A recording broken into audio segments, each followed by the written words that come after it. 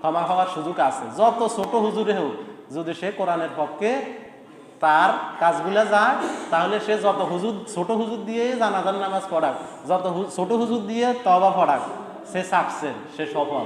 তার তওবা কবুল করবে কে? আল্লাহ। ইন্নী দুআলাল্লাযিনা ইয়াতুনা কুফার উলাইকা আতাদনা লাহুম আযাবান আলিমা।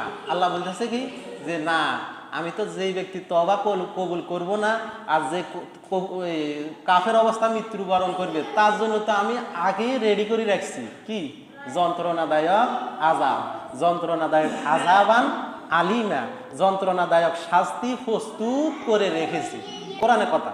আমি তার জন্য যন্ত্রণাদায়ক শাস্তি কি করে রেখেছি? প্রস্তুত করে রাখছি। এখন আর তার জন্য আবার কি তওবা আর কি মাফ? হ্যাঁ, আমি তো তার জন্য বরাদ্দ করে লেখিয়ে রাখছি, এটা আর কাটা যাবে?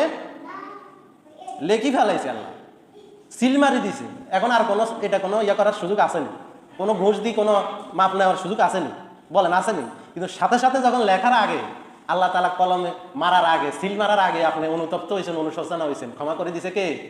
শুধু ক্ষমা করে দেন নাই, আপনি মর্যাদা বাড়াই দিয়েছেন কে? আরো ওই গুনার জায়গা সব লিখে দিছে কে? আল্লাহ। চিন্তা করছেন মা ইয়ালফিজু মিন কওলিন ইল্লা লাদাইহি রাকিবুন আতীদ। ফেরেশতারা সারাক্ষণ বসে রয়েছে। যখন আপনি ভুল করছেন, অনুশোচনা করছেন, ফিরে আইছেন, ফিরে লেখস না কা? ডান কান্দের ফেরেশতা কইতে আছে কি করছে গুনাহ, আল্লাহ কথা নিয়ে লিখতো।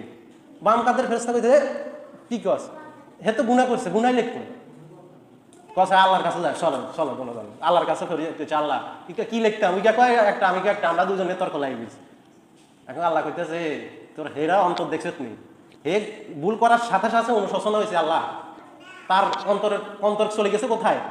আল্লাহর কাছে। সাথে সাথে ক্ষমা করে দিছে আল্লাহ। শুধু ক্ষমা করে দেন, বলতেছে এই ডান কাঁধের ফেরেশতা, বাম কাঁধের ফেরেশতা চুপ থাক, ডান কাঁধের ফেরেশতা ও গুনাহ করছে, গুনার জায়গা তুই নেক লিখে দে। সুবহানাল্লাহ। তাহলে গুনাহ করিও সে নেকি পাইছে, কি কারণে? সাথে সাথে কার কাছে? তার অন্তর চলে গেছে আল্লাহর কাছে। তাহলে বুঝছেন নি কথা? আর যদি সেইটা জমা করে রাখছে, লেখিও ফেলাইছে ফেরেশতা, এখন 50 বছর পরে সে বলতেছে আমি তো বুড়া হয়ে গেছি, আল্লাহ বড় হুজুর করে নিয়ে দরকারও 10,000 টাকা দিবি, তবে তওবাটা একটু ভালো করে পড়াই তো কইস। ওইও নি কনসেপ্ট।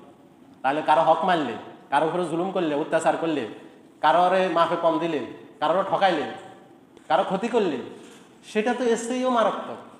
কারণ আল্লাহটা আল্লাহ কইছে আমি ইচ্ছা করলে ক্ষমা করে দিছি অথবা তারে আযাব দিছি, সেটা আমার ইচ্ছা, কে বলতেছে?